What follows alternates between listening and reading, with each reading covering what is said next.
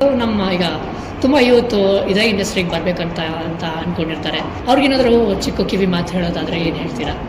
First ಒಂದು ಅರ್ಥ ಮಾಡ್ಕೊಬೇಕು, ಇಲ್ಲಿ ಪ್ರೊಫೆಷನಾಗಿ ಬರ್ತೀರಾ ಅಂದರೆ ಬಿಸ್ನೆಸ್ ಅರ್ಥ ಮಾಡ್ಕೊಬೇಕು. ಓಕೆ.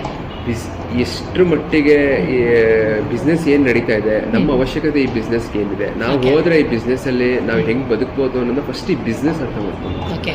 ಆಮೇಲೆ ಆರ್ಟನ್ನ ಎಷ್ಟಾಗುತ್ತೆ ಅಷ್ಟು ಕಲಿಬೇಕು. ಓಕೆ. ಆ ಪ್ರೋಸೆಸ್ಸನ್ನ ಎಂಜಾಯ್ ಮಾಡಬೇಕು. ಬಿಕಾಸ್ ಆ ಪ್ರೋಸೆಸ್ಸನ್ನೇ ಎಂಜಾಯ್ ಮಾಡ್ತಿಲ್ಲ ನೀವು, ಅದರಿಂದ ಸಿಗೋ ಫೇಮ್ ಇರ್ಬೋದು, ಸೊ ಇನ್ನೇನೋ ಮತ್ತೊಂದು ಕ್ಯಾಲ್ಕುಲೇಟ್ ಮಾಡ್ಕೊಂಡು ಬರ್ತಾ ಇದ್ದೀರಾ ಅಂತ ಹೇಳಿದ್ರೆ ನಿಮ್ಗೆ ಆಗಲ್ಲ. ಇಲ್ಲಿ ಯಾಕೆ ಈ ಪ್ರೋಸೆಸ್ಸನ್ನ ನೀವು ಅಷ್ಟು ಹುಚ್ಚುತನದಿಂದ ಪ್ರೀತಿ ಮಾಡ್ತೀರಾ ಅಂದರೆ, ಜೊತೆಗೆ ಸ್ಮಾರ್ಟ್ ಆಗಿ ಬಿಸ್ನೆಸ್ ಏನು, ಆ ಬಿಸ್ನೆಸ್ ಅಲ್ಲಿ ನಾನು ಎಂತ ಆಟಗಾರ, ನಾನು ಹೋಗಿ ಆಟ ಆಡಿದ್ರೆ ನಾನು ಎಷ್ಟು ಎತ್ಕೊಂಡು ಬರ್ಬೋದು ಅಷ್ಟು ತಲೆ ಇಟ್ಕೊಂಡು. ಬಿಕಾಸ್ ಸಿನಿಮಾ ಅಂದರೆ ಆರ್ಟ್, ಬಿಸ್ನೆಸ್ ಆ್ಯಂಡ್ ಸೈನ್ಸ್.